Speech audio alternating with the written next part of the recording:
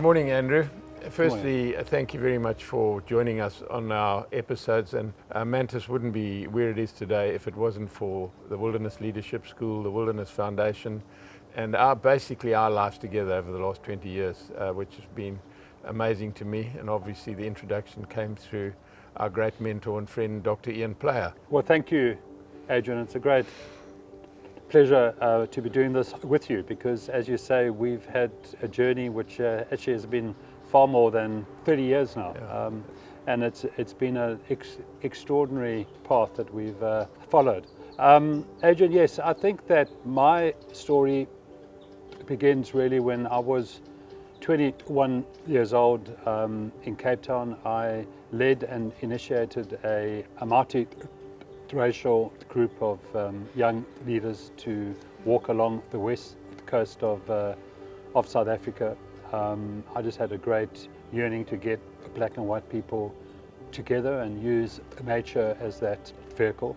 It was in the midst of apartheid. It was 1987, so of course this little journey of mine made news, and that came to Ian Player's attention. And Ian then asked to meet with me, and the rest really is history. The moment we spent time together, I realized that his Wilderness Leadership School was really what I was doing on a much larger scale, and I wanted to pursue that as a career. So I moved from Cape Town to Durban, and I then started working under Ian and learning from him. You will recall all the way back at that time, he was fighting the campaign to save St. Lucia from dune mining in the late 80s. So I got my first introduction to campaigns and to advocacy and to lobbying. And of course I was employed as a guide, as a field guide, to conduct Wilderness Leadership School trails. It started with Umfolozi, and then I moved a branch of the school back to Cape Town, where it hadn't had one, and then up to the Eastern Cape. So that was the beginning of my journey. And then obviously with my persuasion to talk to Ian about moving the foundation to Port Elizabeth, because there was no NGO in the Eastern Cape. And I know that you were very instrumental in me in talking to the people who made the decisions at the time in the Eastern Cape, like Enoch Godongwana and Mkhize Jonas, and then, you know, through them funding the Wilderness Congress here, that was really the gateway to us to be able to move the foundation here. And you know, it was strange for me because it came with Ian's blessings. I always thought that he would want it where he lived, but I think I convinced him that, you know, we had to make the foundation bigger than the man. We had to get that branding right, and you agreed, and Ian eventually agreed, and then you came kicking and screaming to Port Elizabeth. Right. Well, you've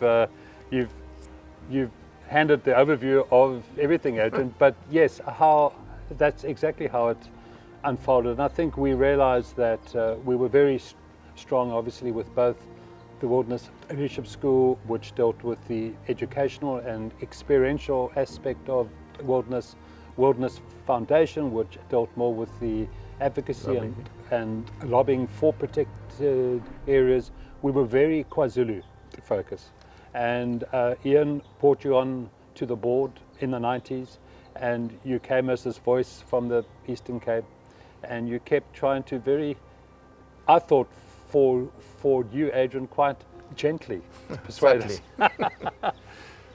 us that there was life to conservation beyond the kingdom of the KwaZulu Natal, and we did realize that we needed to expand. And Ian Player absolutely understood that the legacy had to live way beyond him for it to really have a meaningful impact in our world. So I was then tasked to come down and spend time with you here, which I did. I was then also asked to run the World Wilderness Congress, which we had up until that point held on 6 occasions around the world, and we decided to have the 7th World Wilderness Congress in Port Elizabeth, And then I moved with my family to your shamwari. You and I always joke about the wooden house that you put me in, but I've got to tell you, it's some of my fondest memories. Myself and my family, them, a young family growing up there. We stayed there for 4 to 5 years, and we really got to understand the beginnings of the Mantis journey with shamwari. And we then were able to, in a year, put together, with your help as the chairman at the time, I think a world event which stands as one of the iconic congresses at the time, because it came 2 months after 9/11. It was a very important event to hold. And I think one of the other important things to me is that you created that huge protected area in the Baviaanskloof, you know, that you did on behalf of the Eastern Cape government, and it's a World Heritage Site now, is it? Yes, it is. So, I mean, that was, to me, you did that in the first few years that you were here, was an incredible achievement. Well, again, Adrian, with your leadership and assistance in the Eastern Cape made all the difference. But yes, we were able to run the Baviaanskloof Mega Reserve project. We were able to grow to a 350,000 hectare footprint, which would make it the second largest protected area in the Republic of South Africa. It is a wilderness area in every way. I remember driving through it a few times with you. Extraordinary part of our world. It has 6 of our 8 biomes in South Africa you can find in it, and it was quite easy then to make the case for it to be a World Heritage Site, and it's the first World Heritage Site that we have in the Eastern Cape. Yeah, I think it was absolutely an amazing achievement. And Andrew, I just also want to use this opportunity basically to thank you and Ian, because I mean, you two came up with that name, Mantis, you know, the praying mantis, and that's why we're sitting here with the praying mantis behind us today, you know, just to bring back those early days of when we sat around the campfire and we debated the name and all the rest of it, and Ian came up with it, and then your endorsement of it, and then you've been on that journey with us. I mean, that was the year 2000, yeah. And then we created the acronym Man and Nature Together is Sustainable, and I think really for me, the great thing is that the way that the Wilderness Foundation have really helped us to grow our brand. Absolutely, Adrian. It's interesting that the mantis is behind us and the erythrina tree, the coral trees, right on top of us. I think Ian Player would completely agree with that, because the erythrina, this tree above us, is the symbol of the global wilderness movement, the World Wilderness Congress, the Wilderness Foundation, and the Wilderness Leadership School. You'll recall that Mukhubu Ontombela gave Ian a leaf from this tree in 1957 when Ian was trying to find a logo, and every organization at the time, Adrian, had a logo of an animal head, and they wanted to do something more meaningful, if you like, and more holistic. And so Mukhubu said, choose this leaf from the erythrina. It's the leaf of the wild and of homesteads, because it's a very good shade tree. It's the leaf of a tree that is fed on and used by most animals. And so that has been, and that is, the symbol of our organization. Adrian, in terms of our relationship with Mantis, what I take from it the strongest is that conservation, traditionally, as you well know, we tend to stay in silos. And formal conservation and this idea of commercial conservation have really been apart.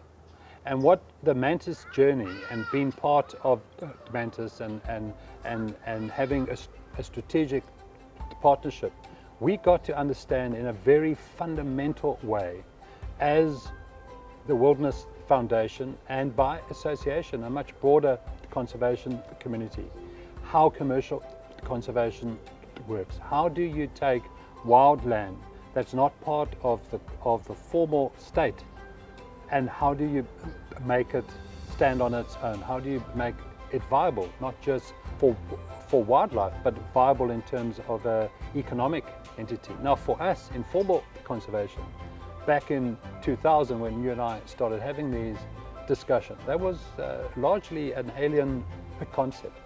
And it now has become very much part of the modern conservation story. Public-private partnerships are very much part of the future for conservation.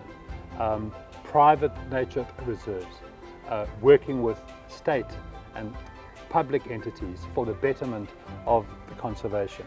You have the emergence of wonderful organizations like African Parks, like the Peace Parks Foundation. They really do symbolize that public-private partnership on a much grander scale. But really what you started all the way back in the 90s, and by engaging with formal conservation organizations, enabled us, I believe, to develop the models that are now in place now. It's now stewardship. It's now a word that everyone is using. But stewardship back in the 80s and early 90s didn't exist, and yet that's what we were trying to do. And when we created Indalo together, which is the Eastern Cape Private Game Reserves Association, with your wonderful team from Shamari at the time, and particularly Johan and Joe and John, who were instrumental in helping us to get the concept of a private game reserves association going. 20 years later, Indalo stands on its own feet. It's an independent NGO, and it's all about stewardship. It's all about protective environments, and that really all started with the conversion of farmland into wildlands, into conservation land. That's the journey that we've... I think that's a great, thank you, it's an endorsement, because while we realised we were pioneers in rewilding, and I think that's probably what Ian saw. I mean, we had to design fences that kept elephant in. It wasn't the Armstrong fence. It was this fence that we had to come up with. The Cape Nature Conservation was only in Cape Town. There wasn't an Eastern Cape branch of it. So those were pioneering days, and I really think that, you know, the endorsement that we got, as you rightly said, from, you know, organisations like yourself in doing rewilding, and as you said, it's that's what's turned the Eastern Cape into a destination for wildlife now, because they've followed the example of what we did at Shamari. There's 16 equivalents. So they've taken, as you've said, you know, a degraded, drought-ravaged and abused land and turned it into something else. Besides the number of people they employed, the multiplier effect is 5 times. So, you know, it's a great journey that we've had, and let's hope it's still only the beginning. I know I'm a lot older than you, but I've still got lots of energy. So the road ahead is still very wide, Andrew, and long. Well, I was just saying, I think that sound of the luri is probably Ian Player listening, agreeing with you.